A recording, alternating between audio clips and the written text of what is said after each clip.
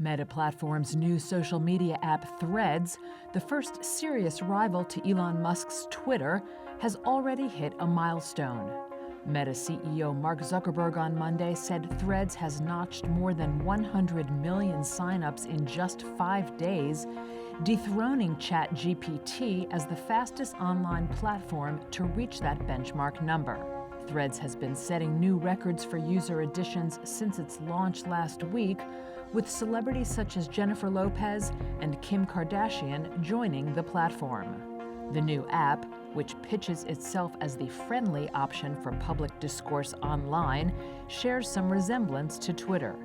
It allows posts that are up to 500 characters long and includes links, photos, and videos of up to 5 minutes. But it does not yet have a direct messaging function or a desktop version that some users, such as businesses, rely on.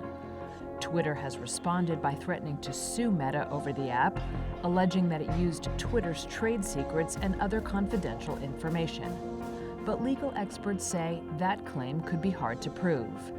And the turmoil at Twitter, including Musk's recently imposed limits on the number of tweets users can see, could potentially help Threads gain more users and advertisers. Still, with nearly 240 million monetizable daily active users, Twitter likely won't bow to its new challenger anytime soon.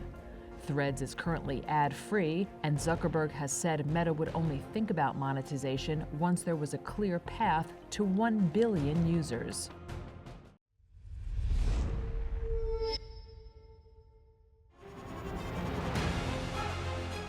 Email exchanges from inside the BBC, they talk about the risk of violating Indian laws. It's easier to rake up the freedom of speech debate, but does it give anyone a free pass to knowingly violate the law? America supports India because it needs India's support in return. And India is working with the US because it suits India's interests. This is how geopolitics works. Last night, he diffused a crisis with his defense minister. But today, Netanyahu was confronted with a new problem. His cabinet seems to have rebelled against him. The UK is looking at the Indian subcontinent to fill its coffers. That India seems to be negotiating from a position of power, like a partner and not a former colony.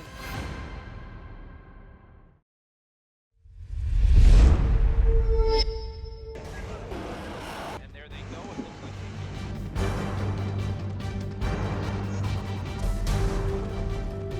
The US and Russia are dangerously close to an armed conflict.